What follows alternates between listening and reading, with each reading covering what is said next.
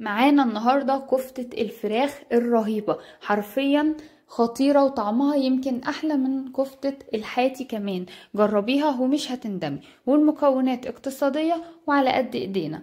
معانا اول حاجة فراخ صدور او فراخ كاملة مفرومة، ومعانا فلفل اخضر فلفل احمر وفلفل حامي حسب الرغبة، وبصل وتوم. هنفرم الكلام ده كويس جدا في الكبة وهنعصره وهنسيب ميته على جنب. هنضيف الكلام ده كله مع طبعا لو كزبرة او كزبرة خضراء او بقدونس يبقى جميل جدا. كل الكلام ده هنضيفه مع بعض. والاعواد الخشب او الاسياخ الخشب نصيحة مهمة جدا، هتنقعيها في المية على الاقل نص ساعة قبل ما تستخدميها علشان ما تتحرقش معاكي في الفرن. تبلنا بقى الكلام الجميل ده مع بعضه بالملح الفلفل الكمون البابريكا. انا ما كانش عندي فلفل احمر فضفت بابريكا عشان تديها اللون الحلو ده.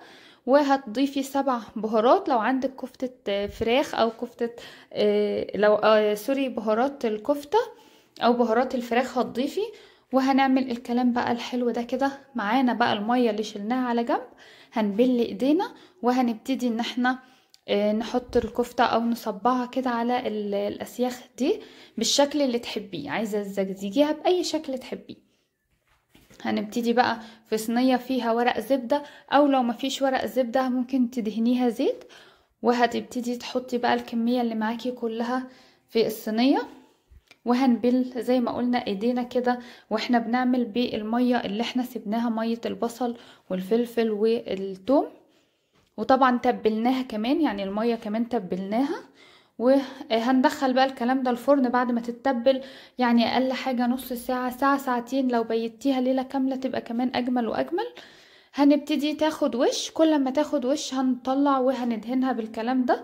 هنضيف على المية دي كمان ممكن تضيفي كاتشب وزيت، وممكن تضيفي صوص حار، وهتتبليها زي ما قلنا. هندهن الكلام الحلو ده، وده الشكل الجميل النهائي لكفتة الفراخ بعد ما طلعت من الفرن. وما خدتش وقت خالص، والطعم حرفيا خطير. جربيها ومش هتندمي.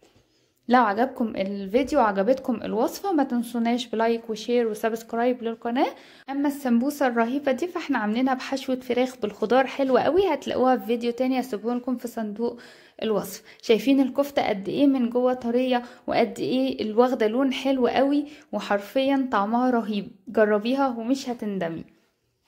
مع كاتشب بقى طحينة مكرونة زي ما تحبي كده، وعيشي حياتك. طعم ولا اروع ولا احلى من كده، وبأبسط المكونات. قولوا لنا رأيكم لو جربتوها في الكومنتات.